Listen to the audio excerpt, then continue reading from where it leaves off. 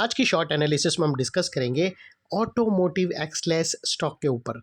दोस्तों ये स्टॉक अगर आप देखो तो अक्टूबर 2024 से करेक्शन के अंदर चल रहा है। ओवरऑल अगर आप देखो तो ये स्टॉक ने 4 महीने यानी पूरा एक क्वार्टर करेक्शन में बिता दिया और करेक्शन में भी दोस्तों यहाँ पर स्टॉक ने दोनों तरह का करेक्शन दिया, प्राइस वाइज टाइम वाइज दोनों।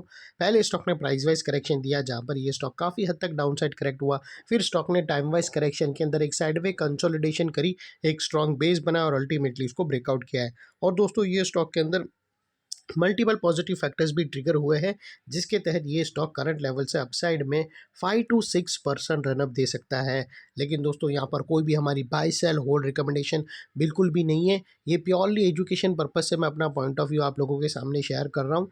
कोई भी पोजीशन लेने से पहले अपने फाइनेंशियल एडवाइज़र को ज़रूर कंसल्ट कर लेना। दोस्तों आप लोग देख सकते हो कि ये वो टॉप था जहाँ से एक डाउनवर्ड स्लोपिंग पैरेलल चैनल के थ्रू करेक्शन स्टार्ट हुआ और जब तक स्टॉक ये डाउनवर्ड स्लोपिंग पैरेलल चैनल में था स्टॉक प्राइस वाइज करेक्शन के अंदर एंगेज रहा और यहाँ पर back to back lower lows trigger हुए। फ्रेंड्स अगर आप देखो तो first lower lows lower lows यहाँ ट्रिगर हुआ, सेकेंड लोअर लोज यहाँ पर हिट हुआ और लास्ट लोअर लोज यहाँ हिट हुआ।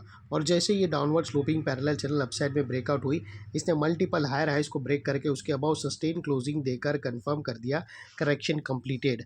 यहाँ पर हमें दो मेजर पॉजिटिव सिग्नल मिले। पहले तो इसने डाउनवर्ड स्लोपिंग पैरेलल चैनल को अपसाइड में ब्रेक किया जिसके वजह से जो स्ट्रेट डाउनसाइड फॉल आ रहा था प्राइस वाइज करेक्शन का अल्टीमेटली वहाँ पर ब्रेक लग गई। सेकेंडली इसके जो लोअर लोज थे वो हायर हाइज में शिफ्ट हुए क्लोजिंग बेसिस पे, जो हमें कंफर्म करता है कि स्टॉक के अंदर टेम्पररी बॉटम लग गई है एज लॉन्ग हैज इसके लोअर लोज प्रोटेक्टेड है।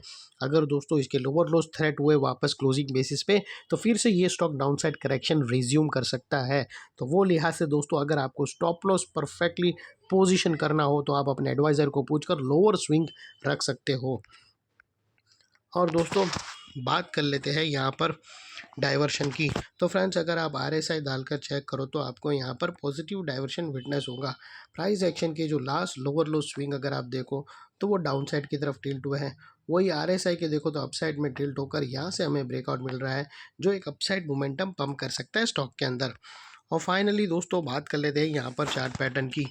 तो दोस्तों अगर आप देखो तो यहाँ पर हमें एक फॉलिंग वेज, यहाँ पर क्लियरली फॉलिंग वेज ब्रेकआउट होता हुआ मिलता है।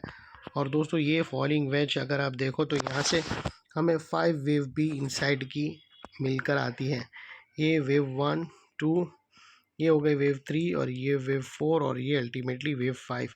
और दोस्तों ये जो डाउनवर्ड ट्रेंड लाइन थी उसे भी स्टॉक ने ब्रेक करके यहाँ से अबाउ सस्टेन क्लोजिंग दे दी है। तो यहाँ पर दोस्तों अगर आप देखो तो ये पैरेलल रेंज जो हमें ब्रेकआउट के तौर पर मिली है वो कुछ इस तरह से रहेंगी और इसकी जो नेकलाइन निकल कर आती है वो तकरीबन 1786 के आसपास रहेगी जिसको हम येलो में करेंगे। और इसके जो अपसाइड में टारगेट आते हैं दोस्तों वो तकरीबन 1910 के स्टॉक के फर्स्ट टारगेट है। और जैसे ये स्टॉक 1920 के ऊपर क्लोजिंग देगी तो ये स्टॉक के अंदर एक और बड़ी पैटर्न ब्रेकआउट हो सकती है जिसके बाद ये स्टॉक के टारगेट और भी अपसाइड में रिवाइज हो सकते हैं।